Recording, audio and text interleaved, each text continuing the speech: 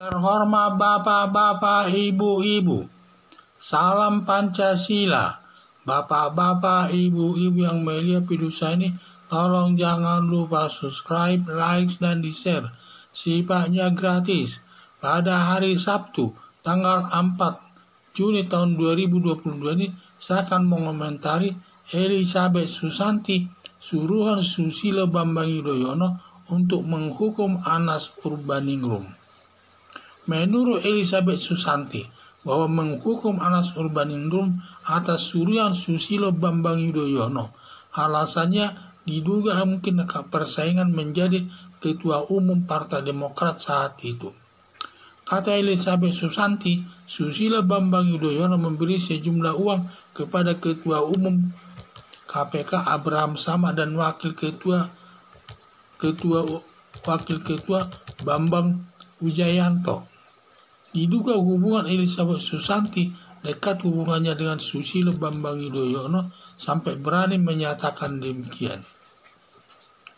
Menyuruh menghukum kepada Anas Urbaningrum merupakan perbuatan kejahatan. Susilo Bambang Yudhoyono dapat dihukum sesuai perbuatannya. Kalau Anas Urbaningrum ada kesalahannya, tidak perlu Susilo Bambang Yudhoyono menyuruh kepada KPK menghukumnya lewat hakim. Karena kalau memang ada kesalahannya, itu prosedur KPK nanti mengusutnya sesuai aturan hukum yang berlaku. Diduga Anas Urbaningrum tidak ada unsur kesalahannya, tetapi ada keinginan besar Susilo Bambang Yudhoyono harus dihukum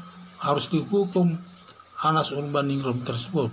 Maka Susilo Bambang Yudhoyono memberi sejumlah uang kepada KPK, Komisi Pemberantasan Korupsi, agar menangkap dan menahan dan menghukum Anas Urbaningrum, sehingga Susilo Bambang Yudhoyono dapat menjadi Ketua Umum Partai Demokrat. Karena saat itu sayang berat Susilo Bambang Yudhoyono menjadi Ketua Umum Partai Demokrat adalah Anas Urbaningrum. Polisi segera memeriksa Susilo Bambang Yudhoyono dalam kasus menyuruh KPK menghukum Anas Urbaningrum. Kalau benar keterangan Elizabeth Susanti bahwa memberi uang kepada KPK untuk menghukum Anas Urbaningrum, maka Ketua Umum Abraham Samad dan Wakil Ketua KPK Bambang Wijayanto dapat dihukum, merupakan perbuatan korupsi yang tidak merugikan keuangan negara, melanggar Undang-Undang Nomor 20 Tahun 2021 tentang pemberantasan tindak pidana korupsi, melanggar 3 pasal, yaitu 1.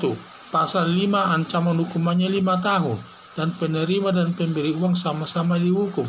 Berarti di sini yang dihukum adalah si pemberi dan penerima uang juga.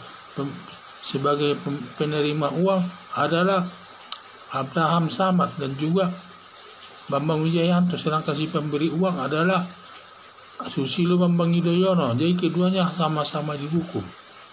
Pasal 11 ancaman hukumannya 5 tahun.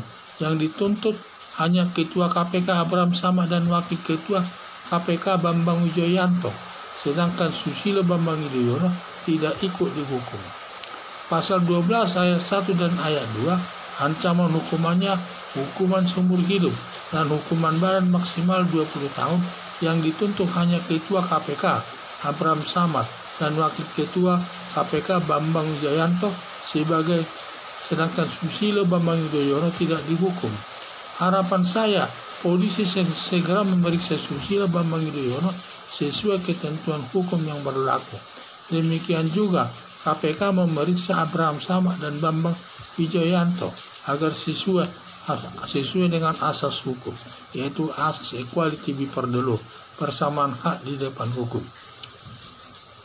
Siapapun yang melakukan kesalahan, ya harus dituntut sama kedudukannya di depan hukum, yaitu walaupun dia bekas presiden, pejabat tinggi, ketua KPK, dan lain sebagainya.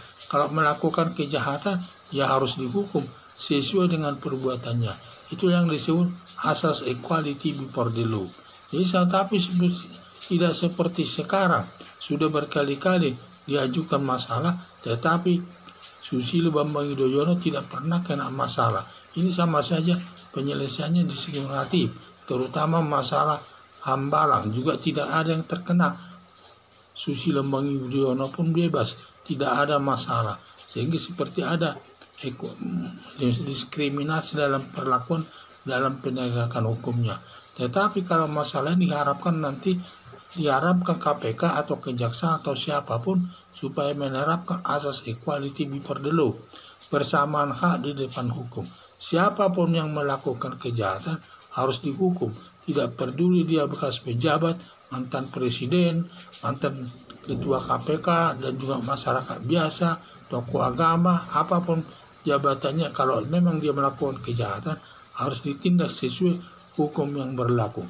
Karena negara Indonesia ini adalah sebagai negara hukum, di mana hukum itu adalah panglima. Makna panglima itu yang tertinggi dari segala badan hukum di negara Indonesia ini, yang diwujudkan nanti lewat putusan hakim. Keputusan hakim itulah yang nanti yang paling tertinggi. Apa isi putusan itu, itulah yang tertinggi dari yang lainnya tersebut.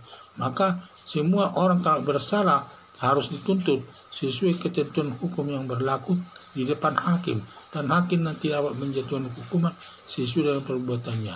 Jadi harapan saya, polisi segera memeriksa Susilo Bambang Yudhoyono sesuai ketentuan hukum yang berlaku. Demikian juga KPK memeriksa Bram Samad dan Bambang Wijayanto. Sekian dan terima kasih.